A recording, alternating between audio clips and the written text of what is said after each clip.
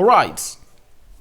Roy Keane, the former captain of Manchester United, has come out and obviously hailed Bukayo Saka for effecting the game that saw the side of Arsenal draw with Liverpool 2-2 at the Emirates. And welcome to the Rokani Media Football. How are you guys and where are you watching us from? I go by the names of Rokani David, and we are powered by Mono Gadgets. They are dealers in brand new phones and brand new laptops. If at all you need a brand new laptop and a brand new phone, obviously go ahead and obviously put in the Rokani shift all together, and the rest will be history into the mix. So this is the channel that brings you your latest news and information as far as everything is really concerned, and we're here to really let you know that nothing is really going to stop us from obviously presenting to you the best that you people deserve in here onto this beautiful channel of ours. So if you need a brand new phone and a brand new laptop, call that number plus 256 70 998 and even if you need a used phone and a used laptop from the United Kingdom, call them on plus 256 70 998 and the rest is really going to be history, because they'll be there to obviously attend to your services. Now, this is the side of Manchester United. Sorry, this, guys, it's not Manchester United, it's the Rokani Media Football. You know, I have two channels, United Matters channel and the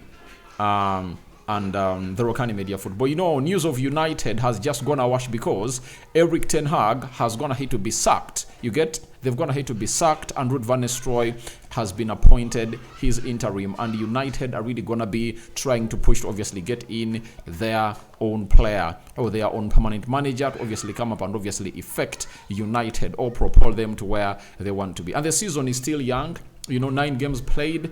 Obviously, they are still 29 games to be played. If the new manager comes in through, and obviously the new manager really takes new course, you understand that United can go some good games with winning, and if at all they gain stability, the better. But I've always told you that this has been at Manchester United. It's not the first time it's really happening. It has happened here for some long time, and I can't come here and obviously let you know that it's really gonna work out, because at Manchester United it has always gonna hate obviously be like that. So I'm like, obviously Ten Hag deserves to be sacked because of his performances, because it's always on the manager, not on the players. And now we wait to see what the board is really gonna be taking. But we're not here to talk Manchester United, we're here to talk Arsenal. Bukayo Saka went ahead to play some good minutes yesterday, returning from injury, and he scored the first goal and he looked really good, you know. And Roy Keane has said all the brilliant players affect games, and that's what Saka does. You can see that with his finish. What came across in his interviews was he's disappointed, but I'm starting to worry about Arsenal's mentality now. When they get themselves in front, they sit back instead of going after the third goal. Liverpool were there for the taking if they wanted it. I think that's one of the points that I think I sometimes don't really agree with the people saying that you should go. Now, this is the captain of Manchester United, and I don't think that every games we played at Manchester United when he was captaining, we obviously went at the front foot and really leading. When you're leading a team that is the same league like you're playing Liverpool, you obviously have to come up and obviously understand that you are in the lead and you have to respect Liverpool. You get? And I think Arsenal did what they had to do. They defended very well, but obviously Liverpool is Liverpool because of the quality players they're really having around them, you know, and they really had a sleep, because if Arsenal had gone ahead to win this game of football, I don't think Roy Keane would have gone ahead to say this, that Arsenal went ahead to obviously sit back. And I don't think that sitting back was a bad plan for Arteta, because he sat back, inviting pressure from the side of Liverpool, such that he gets that one moment, hits them on the break, and gets a third one to put in a 2-goal difference. I think that was the plan for Mikel Arteta. But what failed that plan to effectively work is Saka and Martinelli switching off totally. You get? They switched off in the second half, and I don't know what was really the cause, and that's why in my match reaction I was like, he played them a lot. He really kept them along on the pitch. I think Waneri and Jesus would have gone ahead to come in through to play like half an hour, you understand, to obviously continue piling that pressure onto that team of Liverpool. But Bukayo Saka, obviously, I told you that this season Saka is really one of those players to watch out, even for the Ballon d'Or, especially if at all Arsenal wins the Champions League, because I tell you, the content of the Ballon d'Or, he's one who is going to be part of the Champions League winning team, because at the look of things, at the look of things, we don't have any international tournament. You get? That is entire season, meaning that if Saka can really lead Arsenal to the Premier League victory and to the Champions League victory, he's really going to be crowned a Ballon d'Or winner because he's the star boy.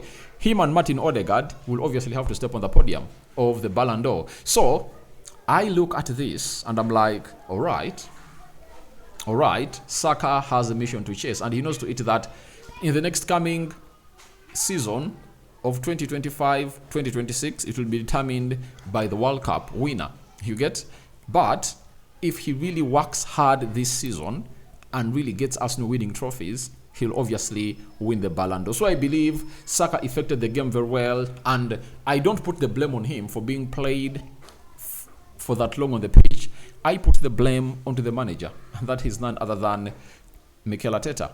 But obviously, it was a draw, and I don't really blame Mikel Arteta for his tactics because Liverpool is a very good team. You cannot keep going at them all the time, and you saw to it that the second goal comes in through when Arsenal decides obviously go at Liverpool. You get? I think it was just a delayed substitutions of Nwaneri and Jesus that really went ahead to do them bad. Saka himself had the following to say: "We are a bit disappointed. Credit to Liverpool, they are a good team, but we just feel that we didn't show our best selves for the full 90 minutes. First half, we showed our quality, we dominated. They only scored from a set piece. Second half, we sat back a bit and we are at our best. Liverpool starting to win more duels, had more possession, and then naturally the momentum changed. I feel good. I thought I could finish the game, but obviously the manager took me off." Obviously, he felt like he could really finish the game, but in my own mind, I felt like he had been played for so long. It was something uncalled for him to obviously be played for that long on the pitch because it couldn't obviously make sense for him. But all I want to say is Saka from injury, putting up that display shows you his mentality, that he doesn't need to be 100% fit to obviously come up and obviously affect the game, and that's what makes him a special player at the club of Arsenal, and he's called a star boy. And obviously him coming in to reduce the deficit of having their three most important players off the pitch: Saliba, Odegaard and Saka. But I want to warn people, I've gone ahead to see some people saying that Arsenal is off the trophy, 5 points. I'm like, you people, what failed Arsenal to win the league last season?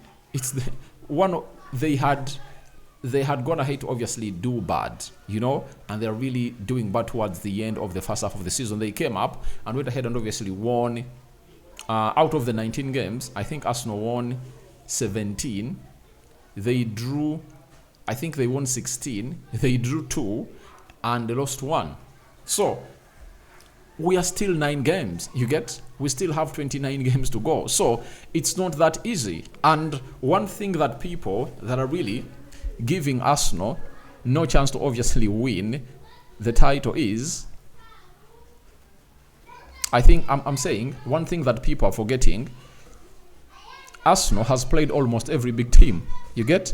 Man City, I've not seen Man City play Liverpool. I've not seen Man City play Manchester United. I've not seen Man City play Spurs. I've not seen Man City play Aston Villa. Have they played Aston Villa? You get? I think they've only gone ahead to play Newcastle and they drew at Newcastle. You get? So, Man City has those 4 teams to play in these other 9 remaining games of the first half of the season. Liverpool has played Man United. Liverpool has played Arsenal. Liverpool has played Chelsea. They have to play Man City. Liverpool has to play, I think, Tottenham Hotspur. You get? Have they played Newcastle? I don't remember. So, especially Man City, they still have lots of teams to play. Manchester United, they have to play Liverpool. They have to play Tottenham Hotspur. They have to play Aston Villa. So, Arsenal has played all these games. You get? And, trust me, Man City cannot get maximum points out of all those games. I tell you. They can't.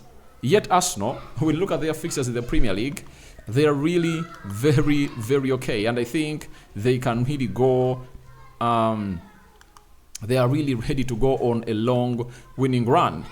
Chelsea, I'm warning you, Arsenal comes in through there, they're going to be having Saliba, Saka, Odegaard is going to be back also, so it's not going to be something easy for you.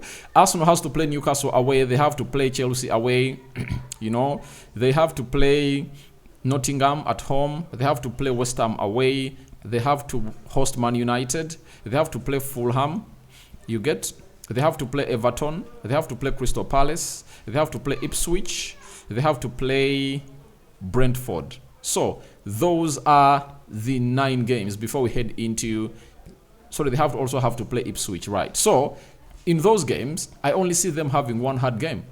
Sorry, 2 hard games. Man United and Chelsea. That is it. But the rest of the games, they are really easy for them to obviously go past. So I think they still stand a chance. And before we obviously make a turnaround into the second half of the season, Arsenal really has a very huge long run to go. And for Man City, it's not easy for them. Let me read you their remaining games before they obviously come up and obviously face, before they obviously jubilate that Arsenal, all Man City, before they come out to jubilate that Man City is really 5 points ahead of Arsenal, and they're like, they're going to walk away with the trophy. They're playing away at Bournemouth on Saturday. They're going to be playing away at Brighton next. Then 23rd November, as return from the international break, they're really going to be hosting Tottenham Hotspur. Then, after Spurs, they'll have to play away at Liverpool. That is the 1st of December, you get. Then, Man City will have to host Nottingham on the 4th of December. Then, they have to play away at Crystal Palace on the 7th of December.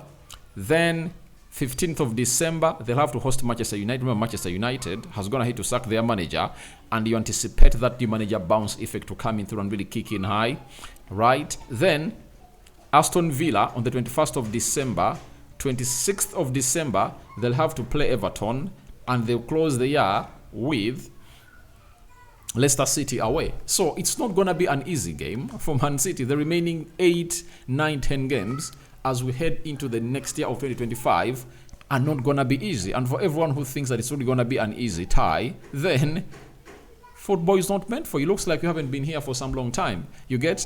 So, Virgil van Dijk, the captain of Liverpool, has come out and said it's a very tough place to come. Teams have noticed that over the years. They've created a solid team and make it difficult for everyone to come back. To come back twice is a good thing. We take the point. That's the feeling.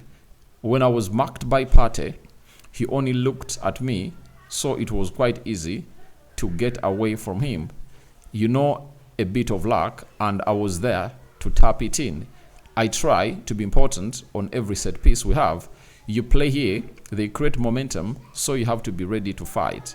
That was the message. 1 point, we take it, we move now to the Carabao Cup. Now, obviously, he has described the situation in which he obviously went past Partey and put in a different shift altogether. So that's what we had here onto the Rokani Media Football. I call upon for your reactions into the comment section below. Bukayo Saka affected the game, and that is what Roy Keane has gone ahead to say. And looks like he's that effect that Arsenal can't live with. So what do you make about it, and what Roy Keane has gone ahead to say about Bukayo Saka? Then also come up and obviously have something to say about Virgil van Dijk's thoughts and what Saka described the game that they drew with Arsenal in a nutshell. Rokani David remains my name. I sign out for now. See you later. And for all those that are really watching us for the very first time, continue to subscribe, and the rest is really gonna be history. Bye bye.